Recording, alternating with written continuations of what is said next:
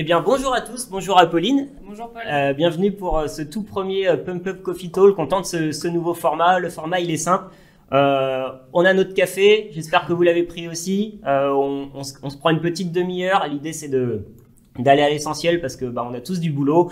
Chaque mois, je vais interviewer une personne. Alors, soit une personne de l'équipe, un expert, un chef d'entreprise qui sur différents sujets. Là, le sujet, il est tout trouvé.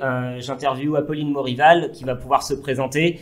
Apolline était au SO Campus cette année. On va vous expliquer ce que c'est. Elle va vous donner ses retours. Donc, n'hésitez pas à poser vos questions dans le chat. On les garde pour la fin. On ne pourra peut-être pas répondre à toutes les questions, mais au cas où, on sera disponible. Du coup, on démarre. Apo, donc c'est Apo pour les intimes. Apo, alors déjà, qui es-tu? Présente-toi à tout le monde. Alors du coup, est-ce que je regarde ici? Je te regarde. Tu me regardes, on discute. Ok, super. Donc moi, je suis experte SEO. Bon, je fais aussi du SEA, mais c'est vraiment, on va dire, c'est ce que je préfère faire. C'est quoi la différence SEO, SEA? Tu peux expliquer? Donc SEO, on va vraiment être sur le référencement naturel, donc avec des optimisations techniques, contenu, etc. Et le SEA, on va vraiment être sur du payant, donc sur des régies publicitaires, Google Ads, Meta Business, etc. Ok, d'accord. C'est vraiment là que va être la différence. Donc moi, ça va faire à peu près 3 ans que je suis chez Pump Up. Ok. Donc j'ai un portefeuille de clients qui est assez varié, c'est-à-dire que je vais travailler autant des sujets SEO que SEA justement, et les deux sont souvent complémentaires là-dessus. Et donc je vais avoir. Tu préfères le SEO ou le SEA? Moi on dit tout de suite. Ouais, moi j'ai une appétence particulière pour le SEO. C'est vrai que c'est vraiment ce que je préfère. Je dois avoir une dizaine de clients sur ce sujet-là spécifiquement. Donc c'est vraiment intéressant. Donc les clients sont vraiment variés. Je vais à la fois être sur un laboratoire pharmaceutique et de l'autre côté, je vais être sur une solution B2B pour du matériel de levage par exemple. Je vais aussi avoir un magasin de chaussures. Enfin, on a vraiment des secteurs qui sont très différents, B2B, B2C, des petits, des plus gros. Enfin, c'est ça qui est hyper intéressant parce que les stratégies vont vraiment être différentes en fonction de ça en fait. Ok, on pourra y revenir. Et du coup, Apolline, le mois dernier, si je dis pas de bêtises, t'es partie avec une partie de l'équipe Pump Up au SO Campus à Versailles. Il y a eu ce quiproquo, on pensait que c'était porte de Versailles, mais c'était à Versailles même. C'est quoi le SO Campus? Que c'est pas ton premier de toute façon? Non, c'est pas mon premier. Effectivement, le SEO Campus, donc c'est une association qui regroupe plusieurs passionnés de SEO. Donc il va y avoir des adhérents à l'association. Je précise bien que c'est une association, c'est pas directement un événement de Google comme on pourrait le penser. C'est vraiment indépendant. Donc il y a des experts SEO du métier. Il y en a qui font du SEO depuis 15 ans, donc c'est vraiment intéressant de pouvoir échanger avec eux. Donc c'est à 2 journées avec plusieurs conférences. Donc là en l'occurrence, il y en avait 55 cette année. Donc 55 conférences? Ouais, 55 conférences. Donc ça dure 2 semaines? Ouais, on pourrait penser, mais du coup, justement, il y a ce travail de bien réfléchir. Ok, donc je vais plutôt aller à celle-ci. Enfin, vraiment de se dire, ok, celle-là, elle va être pertinente pour moi par rapport à ce que je fais, par rapport à mes clients. Parce que l'idée, c'est qu'on puisse revenir avec des idées pour les appliquer sur nos clients. On n'y va pas pour rien non plus. Et donc, on a ces conférences. C'est aussi pour ça que c'est l'occasion pour Pump Up de réunir ses référents SEO. Donc, on en a un par agence, vu qu'on a une agence à Paris, à Grenoble et à Lille. Donc l'idée c'est de se réunir entre référents SEO et de se répartir un peu les sujets. Comme il y a 55 conférences, on ne peut pas être partout en même temps. Et donc on a fait ce choix, on a sélectionné plusieurs conférences. Je vous parlerai de deux conférences par exemple. Non, on parle pas de 2 concurrents. Non, pas concurrents, non. 2 conférences spécifiques juste après qui m'ont pas mal interpellée. Mais voilà, donc c'est vraiment deux journées où on voit pas mal d'informations finalement. C'est le festival du SEO, c'est le Hellfest du SEO. Ouais, voilà, c'est le Hellfest du SEO carrément. Il y a beaucoup de monde qui vient assister à tout ça? Il y a pas mal de monde, ouais, effectivement. Il peut y avoir à la fois des agences, des rédacteurs, des personnes qui proposent leurs solutions. Il y a il y a des solutions de netlinking, des solutions d'intelligence artificielle pour la rédaction de contenu. Donc il y a plusieurs stands en fait. Il y a à la fois des stands pour les pauses, pour pouvoir échanger avec ces gens-là. Et puis des conférences. C'était donc combienième SEO Camp? Là, c'est le 3e que j'ai fait. 3e? Ouais, ok. Et alors, cette édition 2022, elle était bien? Pas bien? Non, elle était intéressante. Après, il y a des choses qu'on connaît déjà sur ce sujet-là, mais c'est toujours bien de se remettre dans le bain dans ces sujets-là. Parce que si tu résumes pour tout le monde, déjà, en dehors de l'aspect purement SEO Camp, le SEO, donc le référencement naturel, comment on le bosse? Et comment on travaille le SEO? Donc déjà, faut pas oublier, il y a 3 piliers qui sont essentiels. Donc on va avoir la technique. Pour bien commencer, il faut que la technique soit vraiment saine. C'est comme si on veut construire une maison, mais que les fondations ne sont pas saines, ça sert à rien de continuer. Ensuite, il va y avoir le contenu. Donc je reviens sur la technique. Par exemple, on est en 2022. C'est quoi avoir un site techniquement nickel pour Google? Alors, il faut que le site il a un temps de chargement rapide. Ok, donc c'est le chargement. Donc voilà, il y a le chargement, il y a tout ce qui est optimisation des images, etc. Qui vont aussi jouer sur le chargement. Souvent, il y a des entreprises qui font pas attention, qui lancent les images comme ça. Ouais, si elle est trop lourde, ça va être plus long à charger. Voilà, et sauf qu'après, quand on en a plein sur tout l'ensemble du site, surtout quand on a un site e-commerce avec beaucoup de références, c'est là où ça va devenir compliqué. Il y a ça, il y a aussi les problèmes d'indexation qu'on peut rencontrer. Il faut faire attention à ça, que les pages soient bien indexées une fois qu'on a le site en ligne. Indexées, ça veut dire qu'elles sont déjà premières sur Google? Non, pas du tout, c'est indexé. Donc ça va être plutôt le positionnement. Indexé, c'est juste qu'elles vont être visibles sur Google. Ok, oui, d'accord. Google, voilà, c'est ça. Quand elle n'est pas indexée, elle remontera jamais en fait. Donc même si on est 50e, on ne sera pas dedans puisque elle ne sera pas indexée là-dessus. Ok. Donc après, problème technique, il va y avoir vraiment tout ce qui va être lié aussi. Donc ça peut être des erreurs, enfin voilà, des pages qui existent mais qu'on a supprimées pour X ou Y raison. Du coup, erreur 404. Ouais. On fait pas les redirections. Du coup, à force, on a 200 URL qui sont à 404. Du coup, Google finit par nous pénaliser. Donc en fait, il y a vraiment tout ce travail-là. Donc quand on va avoir son site... La belle maison, parce que le site, il répond aux critères pour l'utilisateur et pour Google. Voilà, c'est ça. Ok. Sans oublier l'aspect un peu UX, de bien penser à l'utilisateur. Là, on a une experte UX aussi. Elle fait du SEO, mais c'est elle qui s'occupe de toute la partie UX chez PumpUp. C'est vrai que j'ai une appétence SEO et UX, et l'UX c'est super important. J'en reparlerai juste après. J'ai prévu une petite phrase là-dessus. Très bien. On te laisse suivre tes phrases. Du coup, il y a la partie donc architecture, technique du site. C'est quoi le deuxième étage de la maison? Deuxième étage, ça va être le contenu. Parce que du coup, maintenant qu'on a un site qui est sain, il faut bien venir l'alimenter. Donc, en venant l'alimenter avec du contenu qui soit utile, c'est-à-dire que c'est pas la peine, parce qu'il y a un peu pas mal de choses qu'on voit là-dessus, de faire des contenus qui soient très longs, etc. Mais il faut pas oublier qu'un contenu, il doit être utile avant tout pour l'utilisateur. Donc, il faut pas oublier l'aspect Google, ça c'est important, avec toutes les optimisations techniques, etc. Mais pensez utilisateur avant tout. C'est qui votre cible? À qui va être destiné votre contenu. Ne pas oublier l'intention de recherche, parce que quand vous faites une recherche sur Google, vous pourrez voir que Google met en avant différents éléments, les actualités, les images, etc. Si je recherche, je vais prendre l'exemple des chats, vu que j'adore les chats, voilà, on va partir là-dessus. Je savais qu'on aurait les chats. Je vais mettre acheter un arbre à chat, parce que voilà, Opal, mon chat, elle veut un nouvel arbre à chat, elle tape ça sur Google. Une dédicace pour Opal. Dédicace pour Opal, c'est important. Erwan, si tu m'écoutes. Donc, elle tape arbre à chat et on lui propose comment fabriquer un arbre à chat, un article de blog. Mais du coup, c'est pas ça qu'on veut, puisque je tape acheter un arbre à chat, c'est que moi, mon intention de recherche, c'est que je veux acheter. J'ai vraiment une intention transactionnelle là-dessus. Donc c'est vraiment important quand on va chercher quel contenu je vais vouloir travailler. Donc il va y avoir le mot-clé, le volume, etc. Donc ça c'est des éléments, c'est un peu le b.a.-ba. Mais ensuite, si ce mot-clé est recherché, d'accord. Mais derrière, qu'est-ce que l'internaute attend pour le type de contenu?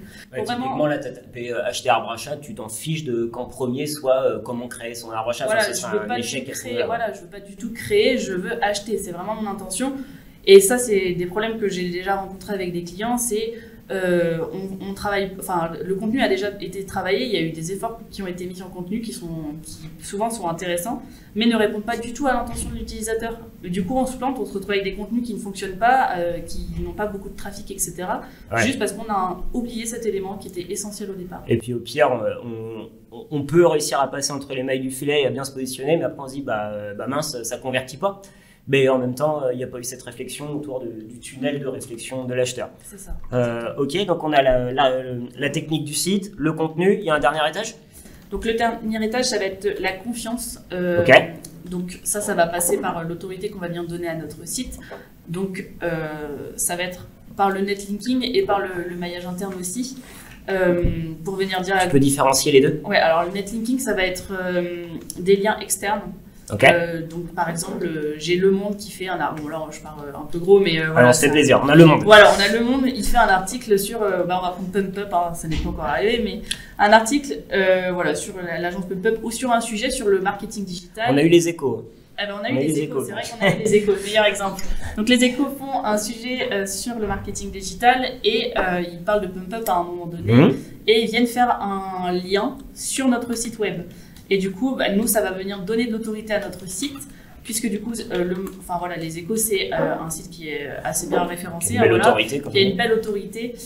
Et du coup, en termes de jus SEO, c'est ce qu'on appelle le jus SEO, ça va venir nous donner de la puissance. Et à force d'avoir des liens comme ça, donc il faut aussi avoir un profil de liens varié. Voilà, ça c'est important. On aura l'occasion d'en reparler, mais d'avoir vraiment plusieurs liens qui mènent vers nous. Faut dire à Google, on existe, on est important.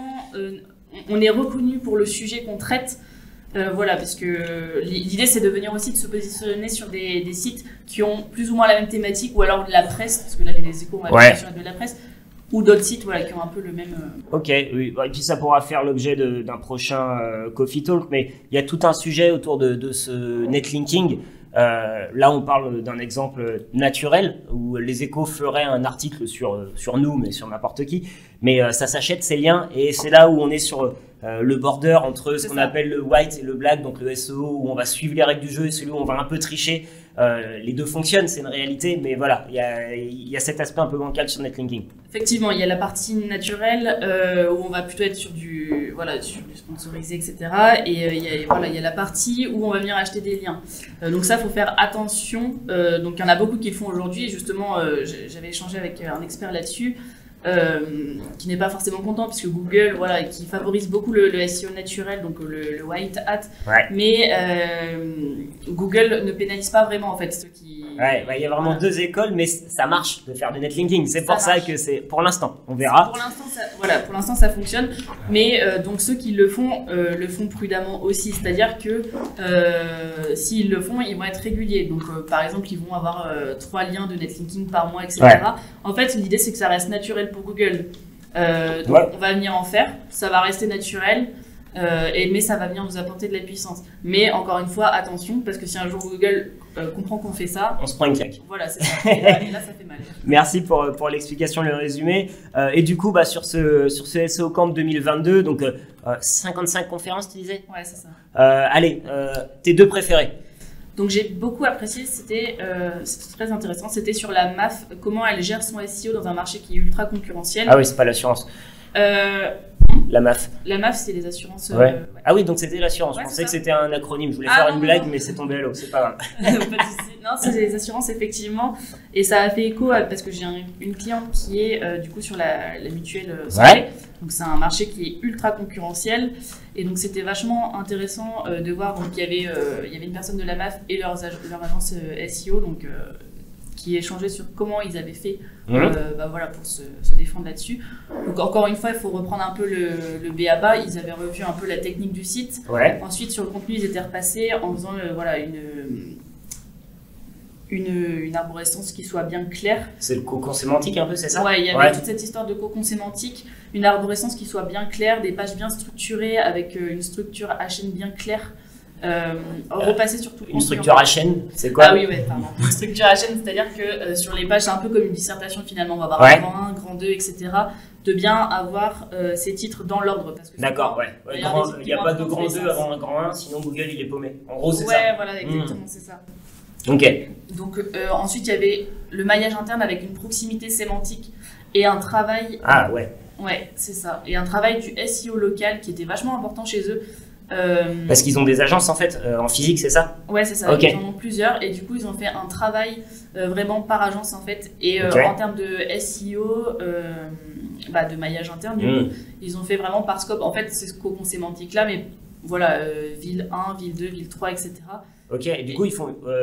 Je pose vraiment la question, je connais pas la réponse, mais ils font une page par ville ? Comment ça marche ? Donc effectivement, il y avait une page par ville et ils ont même été encore plus loin. Après, ça c'est possible quand on a un très gros site de faire ça parce que ça demande pas mal de ressources. Ouais. Du coup, c'est ça qui était intéressant chez eux, c'est que des fois ils allaient vraiment taper donc il y avait les noms des départements d'abord pour faire un peu plus large. Ouais. Et ensuite ils avaient fait un top catégorie des villes en fait, pour d'abord mettre en avant des liens vers les 10 villes les plus recherchées, et après la possibilité d'en voir plus. Ah ouais, même à ce niveau-là, il y a ce maillage interne et finalement cette profondeur de page qui est calculée, quoi. Voilà, c'est ça. En fait, l'idée, c'est de réussir, parce qu'il y a finalement, sur ce type de site qui est assez gros, il y a pas mal de contenu, pas mal de villes, donc de réussir à se dire, ok, donc déjà, il ne faut pas oublier que la profondeur de page est hyper importante, il ne faut pas être à plus de 3 clics de la page d'accueil, donc ça, c'est déjà hyper important. En même temps, d'avoir la solidité technique, de se dire, ok, un utilisateur, il reste pas plus de 3 secondes sur un site si le site n'est pas bon, donc déjà de bien avoir en tête ça, et ensuite de lui proposer du bon contenu et de réussir à le faire atterrir, parce que finalement, comme c'est un marché ultra concurrentiel, si je tape juste assurance auto, ok, mais ça, on va tomber sur un scope assez large. Il faut travailler la longue traîne absolument, et ça, ils en parlaient aussi. Donc la longue traine, tu vas me demander ce que c'est. Ça y est, elle est habituée au format. C'est ça. Donc c'est-à-dire que plutôt que de travailler assurance auto, je vais faire un mot-clé qui soit plus long et qui a un potentiel de conversion plus élevé du coup. D'accord. Être moins recherché, mais avec un potentiel plus élevé. Et c'est du coup plus facile de se positionner. Du coup, c'est plus facile de se positionner. Et puis à terme, du coup, ça nous permet de grimper sur des positions sur les mots-clés qui sont plus larges, plus concurrentiels. Donc de taper par exemple assurance, auto, Lille. Déjà, on est sur quelque chose de plus déterminé. Donc ça va vraiment. Et c'est ce que je fais aussi avec ma cliente sur la mutuelle santé. Si je tape mutuelle santé, ok, mais ça, en plus, c'est balèze là. Voilà, et il y a de très gros concurrents. Donc on va pas venir s'attaquer là-dessus directement. C'est balèze, mais on peut y arriver. C'est une question de quick wins. C'est-à-dire, qu'est-ce qu'on veut rapidement, et clairement, on ne devient pas premier en SEO sur mutuelle santé en un mois. C'est du boulot, c'est du coût de l'investissement. Mais ça ne veut pas dire qu'on ne mène pas ce combat. Mais il y a d'autres combats parallèles à mener sur lesquels tu vas y arriver plus vite.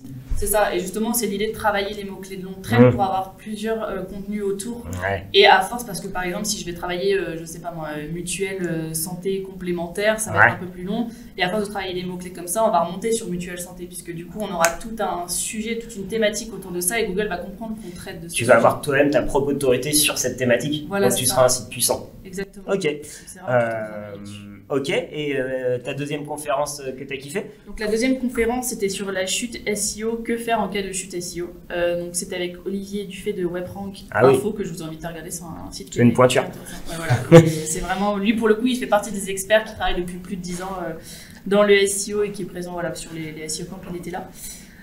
Donc ce qui est important de faire en cas de chute SEO, déjà, c'est de ne pas faire d'action dans l'urgence. Pas paniquer. Pas paniquer, c'est super important parce qu'on va se dire ah mince, mon trafic il baisse, il faut absolument que je fasse ci, ça, mais ça il faut surtout pas, c'est pas bon de procéder comme ça. Alors qu'est-ce qu'il faut faire? Et du coup, qu'est-ce qu'il faut faire, c'est commencer par analyser la baisse du trafic. Comprendre pourquoi. Parce qu'en fonction, par exemple, si on va sur Analytics, je prends Analytics, on va regarder la chute du trafic.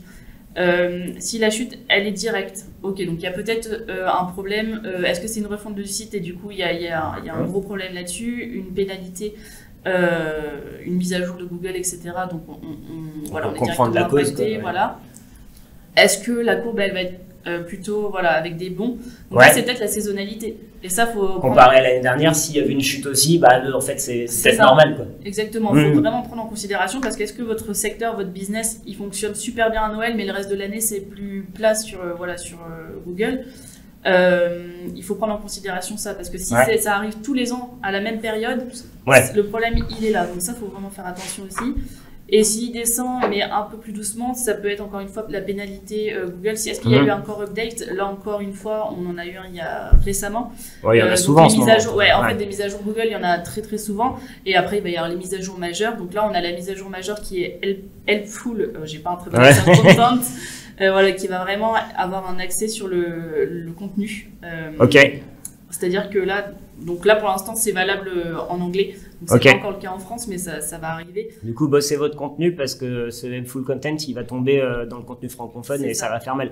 Du coup, comment on l'évite ça? Qu'est-ce qu'il faut faire dans le contenu? Bon, Kali, j'imagine, mais 2-3 tips là. Et bah là, ce que Google disait, c'est que justement, il fallait avoir un contenu qui soit très centré sur l'humain, qu'on prenne en considération l'intention de l'utilisateur et d'avoir une plus-value, en fait, une valeur ajoutée dans notre contenu. En fait, ils vont venir pénaliser en priorité les contenus qui sont principalement générés par l'intelligence artificielle, mais qui sont pas retravaillés.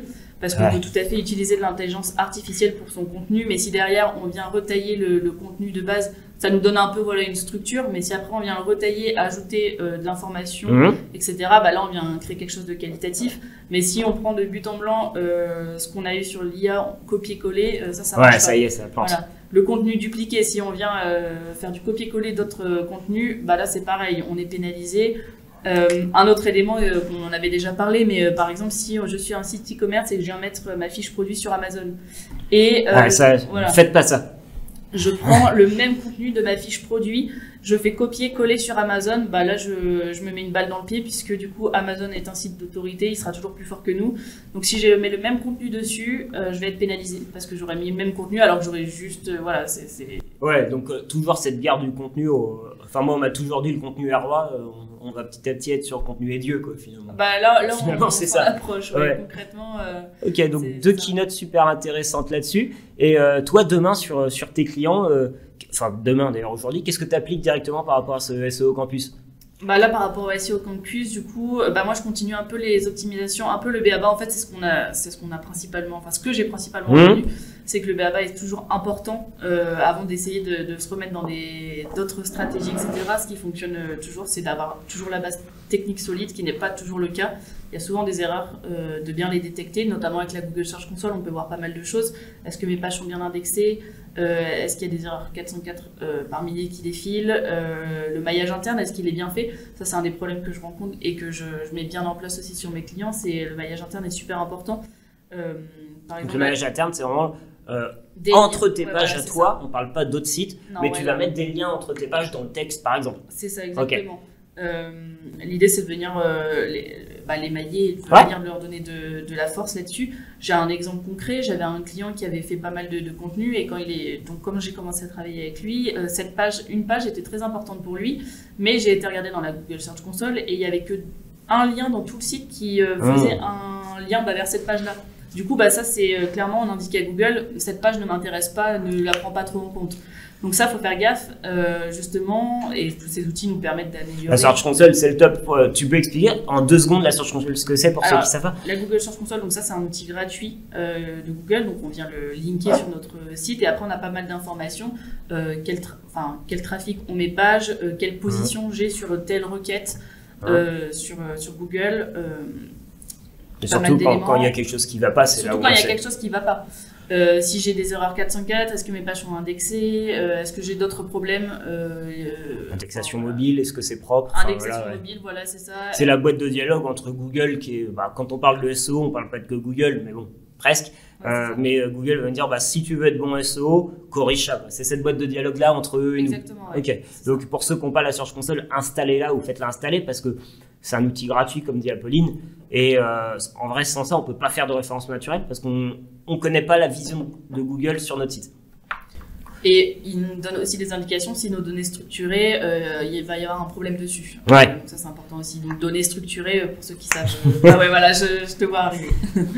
Donc ça peut être les avis produits quand on fait une recherche. Donc, on a notre catalogue, un produit qui apparaît, les avis produits qui se mettent.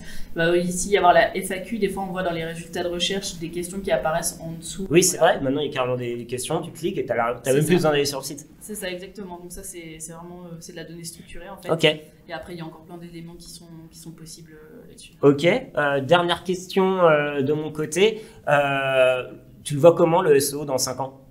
Dans 5 ans, je pense que le SEO il sera très axé contenu centré sur l'humain. Je pense que l'humain il va vraiment être au cœur des préoccupations, même s'il y aura toujours du black hat, etc. Parce que je pense que Google va mettre du temps à vraiment pénaliser tout ça, mais il est c'est vraiment sur une démarche en tout cas pour l'instant de favoriser le contenu de qualité.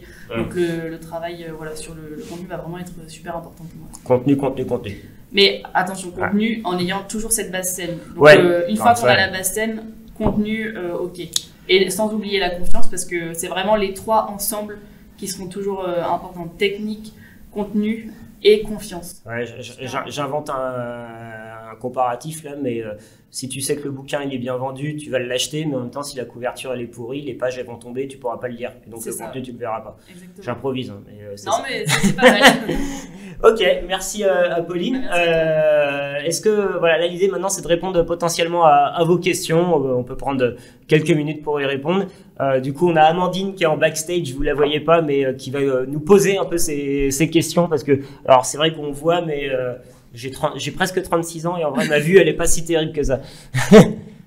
Alors bonjour à tous. Première question, cocon sémantique, quelle différence avec le silo? Qu'est-ce qu'il faut privilégier comme travail? Tu me la laisses ou tu la prends? Comme tu veux. Tu me la laisses celle-là. Elle est pas évidente entre cocon sémantique et silo. Alors c'est effectivement pas la même chose, mais c'est pas antinomique à mon sens. Surtout tu me corriges si je dis une bêtise, c'est toi l'experte. On va construire un cocon sémantique en silo justement, c'est-à-dire quand Apolline parle d'intention. Entre tout à l'heure elle disait acheter, mais peut-être déjà en amont avant d'acheter c'est je sais pas comment choisir son arbre à chat, je vais reprendre l'exemple, et puis je sais pas les meilleures matières pour un arbre à chat par rapport à la santé de son chat. On va avoir différentes échelles, donc le silo de réflexion entre je sais que je vais acheter mais qu'est-ce que je veux acheter.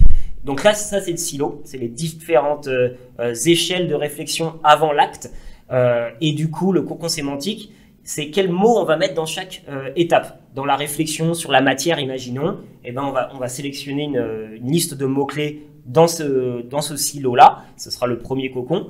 Ensuite, dans pourquoi pas l'aspect prix, ça fait aussi, dans le silo, c'est un peu plus bas. Et ben du coup, on aura encore d'autres termes dedans qui vont rentrer dans le cocon. Et enfin, dans l'achat, elle parlait d'acheter, mais voilà. Et puis, arbre achat, il y a peut-être, bon, je pense pas, là en l'occurrence, je pense pas qu'il y ait vraiment de synonyme. Un arbre achat, c'est un arbre achat. Mais parfois, il y a des synonymes, ne serait-ce que sur la qualité, entre les mêmes mots-clés d'un produit. Je pense avoir bien répondu à la question. Question suivante. Est-ce qu'un article de blog sur plusieurs catégories dans WordPress, c'est moins bien que de le mettre sur une catégorie avec plusieurs étiquettes? Waouh. Est-ce que tu peux répéter la question sans plagier les inconnus? Est-ce qu'un article de blog sur plusieurs catégories dans WordPress, c'est moins bien que de le mettre dans une seule catégorie avec plusieurs étiquettes? Pour moi, il faut plutôt le mettre dans une catégorie avec des étiquettes. Ouais. Attention aux étiquettes parce que des fois, il y a étiquettes tags qui vont créer des pages à faible contenu, etc. Donc ça, faut faire attention là-dessus. On a déjà eu le problème. Mais pour moi, dans une catégorie, c'est plus pertinent parce que sinon, en fait, il faut juste faire attention de ne pas avoir de contenu dupliqué en fait, parce que du coup si vous le mettez dans plusieurs catégories, de faire attention à cette élément. Je sais pas si tu vas... Ouais, non mais je suis d'accord. Et puis j'étais pas sûr d'avoir compris la question, mais si on met un article, donc un contenu finalement dans plusieurs catégories, techniquement pour WordPress, est-ce que ça ferait pas plusieurs pages? C'est une question que je pose. En tout cas, faut valider ça parce qu'il y a cette possibilité aussi. Et ça, c'est à proscrire parce qu'un contenu peut pas être plusieurs fois sur le site. Après, peut-être qu'il y a la possibilité de l'avoir dans plusieurs catégories en ayant uniquement la même URL et ça règle ce souci. Mais faut juste s'assurer de ça aussi. S'assurer que ça reste la même URL. Si c'est la même URL, il n'y a pas vraiment de problème. Ouais. Mais juste de bien faire attention. Et je vais plus loin que ça parce que du coup, je comprends au fur et à mesure aussi la question. Si le contenu peut s'intégrer dans plusieurs catégories, est-ce que les catégories sont vraiment bien faites? Parce que c'est-à-dire qu'elles répondent potentiellement à la même réponse. Il faut s'interroger sur tout ça parce que peut-être que oui, hein, mais du coup, il y a vraiment d'autres questions qui peuvent en sortir. Ok, ensuite encore une question. Allez. Si on travaille sur les marketplaces, on récupère les fiches produits de notre site et via un flux, on les amène sur les marketplaces. Est-ce mauvais? Est-ce du duplicate? Oui. Là, je peux pas faire plus simple. Ce que je conseille tout le temps, j'ai pris le micro. Ce que je conseille tout le temps, c'est d'avoir son contenu hyper chiadé pour son site et un contenu pour toutes les marketplaces. On s'en fiche que sur Amazon, Rakuten, ce soit le même, hein, qui se bouffent entre eux, c'est pas grave. Mais par contre, un pour le nôtre, un pour les autres. Je sais notamment sur PrestaShop qu'il y a ces deux descriptifs possibles. On met pour le site et puis pour les autres. Mais surtout, ne faites pas la même chose pour les deux. Vous allez vous tirer une balle dans le pied. On nous demande aussi une fréquence ou un nombre d'articles à publier par semaine. Allez, je te la laisse. Alors, ça, c'est un peu comme vous voulez. Ce qui est important. On n'est pas des hommes politiques. Faut donner une vraie réponse. Non, mais attends, j'allais y venir. C'est d'avoir la régularité. Si vous savez que vous êtes capable, c'est pour ça que je voulais revenir là. Vous êtes capable de produire 2 articles par semaine, toutes les semaines, bah dans ce cas-là, c'est OK. Si vous voulez en publier 6 dans la semaine, mais que vous savez que ça, c'est possible une fois par mois, bah dans ce cas-là, ça, c'est pas utile. Il faut vraiment avoir la régularité du contenu. Et encore une fois, il ne faut pas parler pour ne rien dire. Enfin, si vous avez rien à dire, bon bah peut-être que là, faut pas faire d'article, plutôt que de s'obliger à mettre une suite de mots qui finalement n'amènent rien. Hein, l'utilisateur au centre. Il y a eu une période où on faisait du SEO, où il fallait faire des tartines, Google content, on monte. C'est un peu ça le bilan du SEO 2022, c'est fini. Maintenant, je pense même pas ce que je vais dire. Je voulais dire enfin un peu d'intelligence. Heureusement qu'il y en a toujours eu. Mais là maintenant, on fait plus semblant, quoi. On écrit parce qu'il faut, auprès des bonnes personnes, parce que ça les intéresse. Je dis tout le temps, pourquoi est-ce qu'on va sur Google ? Parce qu'on trouve ce qu'on cherche. Et Google veut vraiment resserrer autour de ça. Et pareil, encore une fois, ça rejoint ce que tu dis. Si je fais un article, je vais pas aller écrire 2000 mots juste pour dire j'ai du contenu, j'ai du SEO, c'est bien. Si l'article, il est nécessaire d'avoir que 500 mots et que ça répond concrètement à la question, à la problématique, et bah c'est bon. Vaut mieux avoir 500 mots utiles que 2000 mots juste pour combler du SEO. Je vous laisse regarder, hein, mais parfois ceux qui sont premiers sur Google, aujourd'hui, en octobre 2022, c'est pas ceux qui ont le plus gros contenu, c'est ceux qui ont le meilleur contenu. C'est ça. Une dernière question, Amandine ? Le trafic du blog est concentré sur 20% de mes articles. Est-ce dangereux? Comment y remédier? C'est dangereux à surveiller, je dirais quand même. Comment y remédier? Savoir pourquoi. Et du coup, est-ce que sur les 80% d'articles restants, est-ce que c'est lié à une thématique qui est moins intéressante? Dans ce cas-là, on n'y peut rien. Vous avez traité les principales thématiques, elles amèneront toujours plus de trafic, sauf si les thématiques suivantes sont plus intéressantes pour les internautes. Mais ça, on peut pas inventer les requêtes des internautes, donc c'est du naturel. Après, si vous pensez que dans un des articles qui amène peu de trafic, on est proche de la notion de page zombie, hein, finalement, vous pourrez nous poser d'autres questions à la suite de ce live. Donc si ces thématiques vous paraissent très recherchées mais que ça remonte pas, trouvez pourquoi. Est-ce que la page est trop profonde? Est-ce que finalement il y a un autre site qui a un meilleur contenu lié à ça et du coup vous êtes plus bas? Est-ce qu'il y a des erreurs techniques sur cette page? Voilà, Search Console sur cette page pour comprendre qu'est-ce qui plaît pas à notre copain Google si jamais pour vous c'est pas possible que cette thématique ne génère pas plus de trafic. On est à peu près sur la demi-heure, on va stopper là. N'hésitez pas, si vous avez des questions, Apolline ou moi sur LinkedIn, hein, vous nous contactez, on échange par chat, par téléphone pour répondre à vos questions. On espère que ce nouveau format qu'on tente vous a plu. L'idée c'est d'en faire tous les mois, j'aurai des invités différents. Si vous souhaitez venir passer derrière le micro avec moi, écoutez, pourquoi pas, dites-le moi, il y a peut-être des sujets pertinents à voir. Le mois prochain, on va possiblement parler d'un sujet brûlant lié au SEA qui est Performance Max, qui est un peu la révolution du Google Ads sur 2022. Voilà, s'il y a quelqu'un qui souhaite parler d'un autre sujet d'actualité, on ouvre toutes les vannes à ce niveau-là. La vidéo, elle sera sur YouTube dans la semaine et on la postera sur LinkedIn aussi. Merci à tous d'avoir répondu présent, vous étiez pas mal, donc ça fait plaisir.